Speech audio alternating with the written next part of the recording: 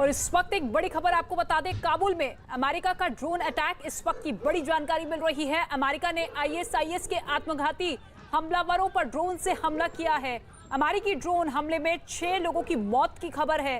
America की तरफ से ये दावा किया गया है कि उसने विस्फोटकों से भरी गाड़ी पर हमला किया, जिसमें बैठकर आत्मघाती हमलावर काबुल एयरपोर्ट पर हमला करने जा रहे थे।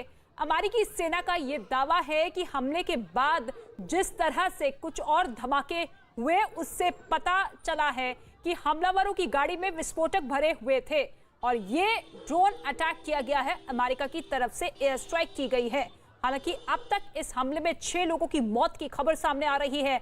आईएसआईएस के हमलावरों के ऊपर अमेरिका की तरफ से यह अटैक किया गया है। इस वक्त की बड़ी खबर आपको बता दें, नीरज कुमार इस वक्त हमारे साथ मौजूद है। नीरज, देखिए यह पुष्टि की जा चुकी है अमेरिका की तरफ से कि देखिए किस तरीके से विस्फोटकों की भरी ये गाड़ी थी और उसी को रोकने के लिए हमारी तरफ से ये एयर स्ट्राइक की गई।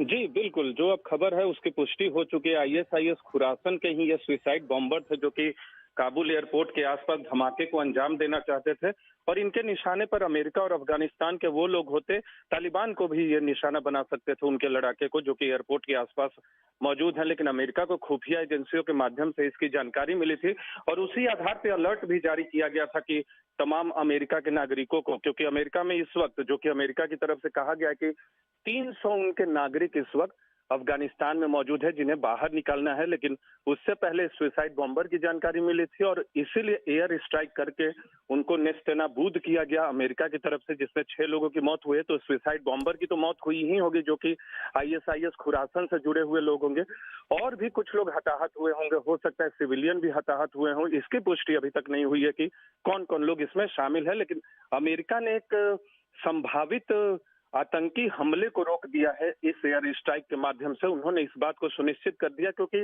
पहले से भी अमेरिकी फौजें वहां लगातार अलर्ट पे थी। जब अभी भी वो लोग एयरपोर्ट पे हैं, पहले से भी अलर्ट पे थी, लेकिन अलर्टनेस का जो अब ये लेवल है उसको अमेरिका ने बढ़ा दिया है इस आईएसआईएस खुरासन के आतंकी हमले के बाद, जो पिछले दिनों हुआ था।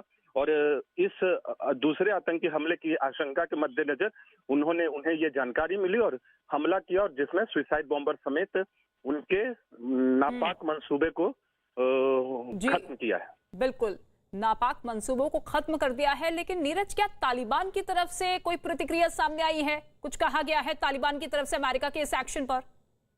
देखिए, इस एक्शन पे नहीं कहा गया, लेकिन तालिबान की तरफ से आधिकारिक तौर पे एक बयान दिया गया था कि सुसाइड बॉम्बर पे अमेरिका की तरफ से ये हमला है एयर स्ट्राइक का, ये उनकी तरफ से जरूर कहा गया था। लेकिन इस बीच एक और खबर आपको बता दूं कि दुनिया के करीब 100 देशों ने एक संयुक्त बयान जारी किया है जिसमें ये कहा गया है कि उनके देशों के नागरिकों को निकालने में किसी तरह की दिक्कत न होगी, न सिर्फ उनके देशों के नागरिकों को जो कि इस वक्त अफगानिस्तान में मौजूद है, बल्कि वो अफगान भी जिनके पास एक अधिकार है इन 100 देशों में जाने का, जो वरीयता रखते हैं, वैधता है, जिनको ले जाया जा सकता है उन देशों की तरफ से, तालिबान ने उनको आश्वासन दिया है कि आप उनको बाहर ले जा सकते हैं। यानी जिन देशों के नागरिक हैं, विदेशी नागरिक वहां इस वक्त अफगानिस्तान में मौजूद हैं, और वैसे अफगानी नागरिक जिन्होंने इन 100 देशों के लिए काम किया है, उनको ले जाने की छूट रहेगी। तालिबान की तरफ से आश्वासन दिया गया है, किसी तरह की दिक्कत नहीं होगी, क्योंकि 31 अगस्त का डेडलाइन है, वो डेडलाइन अब नजदीक है, 2 दिन बाद है, और अमेरिका को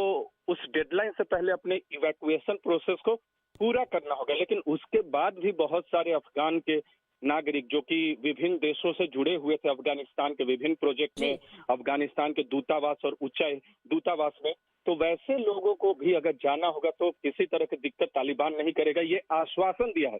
तो देखिए, तालिबान अपने आप को बार बार एक छवि पेश करने की कोशिश कर रहा है कि वो पिछला तालिबान नहीं है, क्योंकि उसे अंतर्राष्ट्रीय मान्यता चाहिए। और इस पृष्ठभूमि में जब अमेरिका ने अपने पांव खींच लिए हैं अफगानिस्तान से, तो तालिबान को लगता है कि अफगानिस्तान में कब्जा जमाने का इससे बेहतर मौका नहीं मिल सकता। लेकिन नीरज, अब जब 100 देशों ने एक संयुक्त बयान जारी किया है और यह आश्वासन अपने अपने लोगों को दिया गया है कि देखिए 31 तारीख के बाद भी लोगों को हम निकालेंगे, तो ऐसे में क्या इस पर आईएसआईएस के कोई बड़ा एक्शन ले सकता है? क्योंकि अभी तो 2 दिन ये आत्मघाती हमले हुए हैं, 26 तारीख को और आज, और ऐसे में क्या अब आपको लगता है कि कुछ और बड़ा एक्शन ले सकता है वो?